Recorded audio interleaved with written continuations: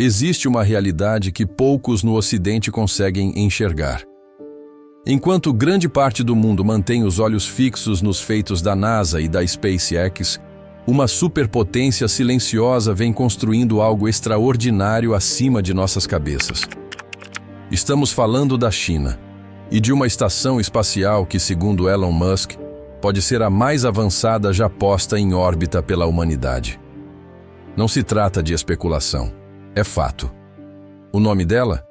Tiangong, ou, em tradução livre, Palácio Celestial.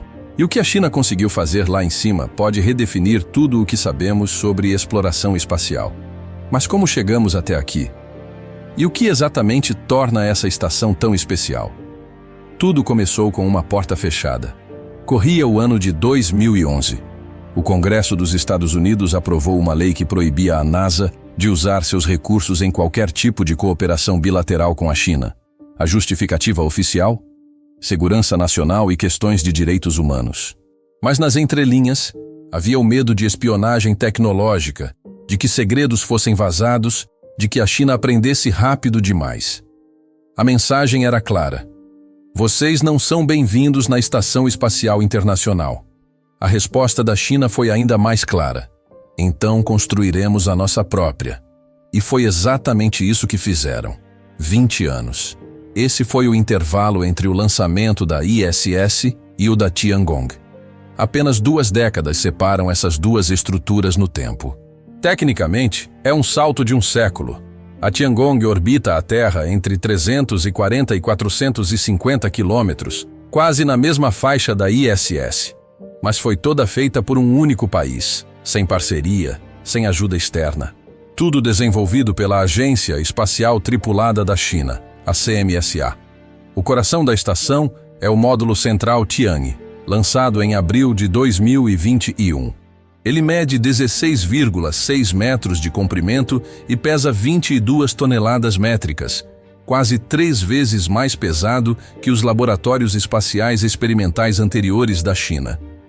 Logo depois, vieram os módulos científicos, Wentian, em julho de 2022, e Mengtian, em outubro do mesmo ano. Juntos, eles formam uma estação modular em formato de T, por enquanto. Mas Tiangong não é apenas moderna, ela é inteligente. O módulo Tianhe funciona como um hub orbital de alta tecnologia. Ele tem capacidade para receber tanto naves tripuladas Shenzhou quanto cargueiros Tianzhou. E não para por aí. A estação conta com um braço robótico gigante, capaz de mover módulos inteiros, auxiliar em caminhadas espaciais e realizar manutenções externas com precisão cirúrgica. Lá dentro, os astronautas chineses têm sistemas de suporte de vida regenerativos. Sim, isso inclui reciclagem de urina. Pode parecer estranho, mas é essencial para missões de longa duração. Afinal, quanto menos você depende de reabastecimento, mais tempo pode permanecer no espaço. Tianhe também abriga os propulsores que mantêm a estação em órbita, compensando a leve resistência atmosférica que, com o tempo, puxaria a estrutura de volta para a Terra. Em resumo, Tianhe é o cérebro, o coração e os músculos de Tiangong. E a China não pretende parar por aqui. Durante o 74º Congresso Astronáutico Internacional, a Academia Chinesa de Tecnologia Espacial revelou planos ambiciosos. Expandir Tiangong de 3 para 6 módulos. Isso dobraria o volume interno da estação. O próximo passo é instalar um adaptador de acoplamento múltiplo, com 6 portas, na parte inferior do Tianhe.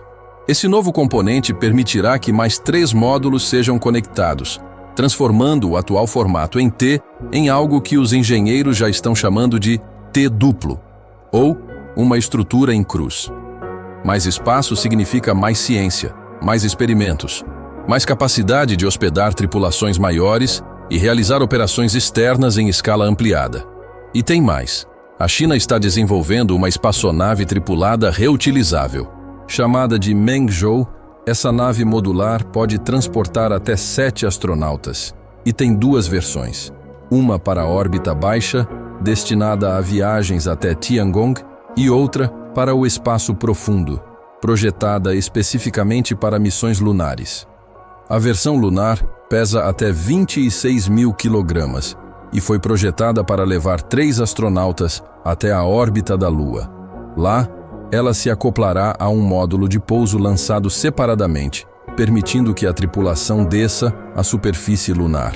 Em junho de 2025, a CMSA realizou um teste de aborto em altitude zero, também conhecido como teste de escape na plataforma.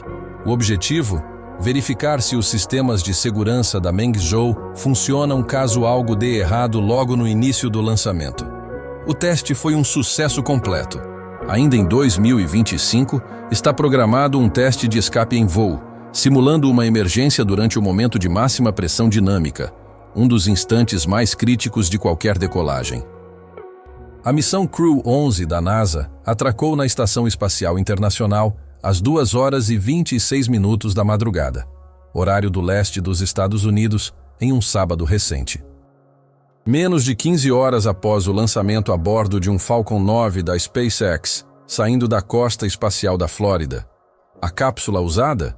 A Soyuz Endeavour, a mesma que, há exatos 5 anos, realizou a histórica missão Demo 2, a primeira viagem tripulada da SpaceX. Agora, ela completa sua 6ª missão, tornando-se a cápsula mais utilizada da frota.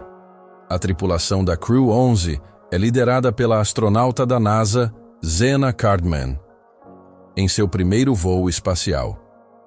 Junto dela estão Mike Finke, piloto em sua 4ª missão, Kimiya Yui, da Agência Japonesa de Exploração Aeroespacial, em seu 2º voo, e Oleg Platonov, da Roscosmos, também estreando no espaço. Eles se juntaram a 7 ocupantes que já estavam a bordo da ISS, incluindo astronautas da NASA, cosmonautas russos e o comandante da Expedição 73, Takuya Onishi, da JAXA. Mas a verdade é dura. Não sabemos por quanto tempo mais essas missões poderão continuar. A ISS está envelhecendo. Pense nela como um carro antigo. Quando foi montada em 1999, era o ápice da tecnologia. Serviu bem, ainda é segura, mas está cada vez mais cara e difícil de manter. Peças de reposição estão escassas. Os custos de manutenção só aumentam. Apenas a NASA gasta cerca de 3 bilhões de dólares por ano para mantê-la operacional. A NASA e seus parceiros internacionais concordaram em estender o programa até pelo menos 2030. Depois disso, a ISS será desativada. Então, isso significa que Tiangong será a única estação espacial restante em órbita? Não exatamente. A transição já começou. A NASA está investindo pesado no desenvolvimento de estações espaciais privadas. Empresas como Axiom Space e Blue Origin estão projetando a próxima geração de habitats orbitais. Centenas de milhões de dólares em financiamento e suporte técnico estão sendo injetados nesses projetos. Os primeiros módulos dessas novas estações devem ser lançados nos próximos anos. Eventualmente, a NASA escolherá uma dessas empresas como parceira oficial, assumindo o papel que hoje é da ISS. Isso liberará recursos da agência para focar em objetivos mais ambiciosos: exploração do espaço profundo, missões tripuladas a Marte e além. Mas empresas que conseguirem construir, aprovar e lançar suas próprias estações poderão operar de forma independente, inclusive em missões para o espaço profundo, sem precisar da NASA. Essas novas estações não serão cópias da ISS.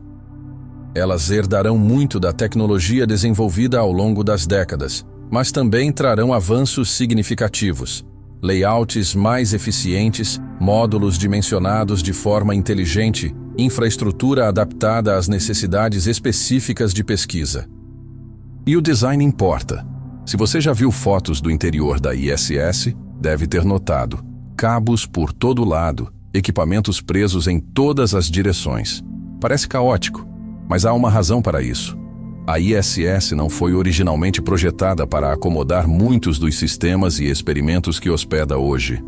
As novas estações se beneficiarão de eletrônicos mais compactos e design de interiores mais pensado. Resultado? ambientes de trabalho mais limpos, organizados e funcionais. E não é só funcionalidade. Conforto e estética também estão evoluindo. A ISS tem uma cúpula chamada cupola. É uma janela em formato de domo, onde os astronautas podem enfiar a cabeça e os ombros para ter uma visão de 360 graus da Terra e do espaço. É um dos lugares mais amados da estação. Mas a Axiom Space está levando isso a outro nível. Eles estão projetando uma cúpula muito maior, tão grande que os astronautas poderão flutuar com o corpo inteiro dentro dela. Imagine a sensação de estar literalmente suspenso no vazio, rodeado por estrelas, planetas e a curvatura azul da Terra. É quase como voar. A montagem da ISS levou anos e dezenas de voos do ônibus espacial. Cada módulo foi lançado e conectado um por um, mas agora temos veículos como a Starship, da SpaceX, capaz de lançar uma pequena estação espacial inteira em uma única missão. A era da construção orbital está mudando. Rápido. Poá, por que tudo isso importa? Porque o espaço não é apenas sobre ciência. É sobre medicina. É sobre sobrevivência. Estudos médicos realizados em microgravidade são extremamente valiosos. Células envelhecem mais rápido no espaço. Doenças como câncer e problemas cardíacos progridem de forma acelerada. Isso permite que pesquisadores observem processos biológicos que levariam décadas para estudar na Terra. Outro foco crucial é entender como o corpo humano reage à exposição prolongada à microgravidade.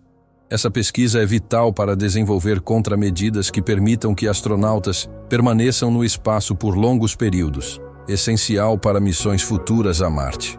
As novas estações terão laboratórios mais modernos, ambientes mais limpos e condições melhores para realizar ciência de ponta. E Tiangong espera-se que permaneça operacional por pelo menos 10 a 15 anos.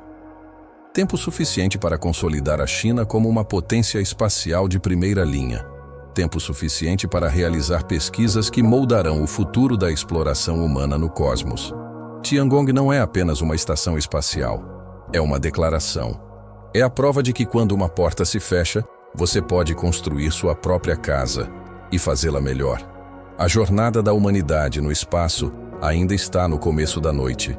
Não é o fim, é apenas o início do que está por vir. E lá em cima, silenciosamente, o Palácio Celestial continua orbitando, observando, esperando, construindo o amanhã.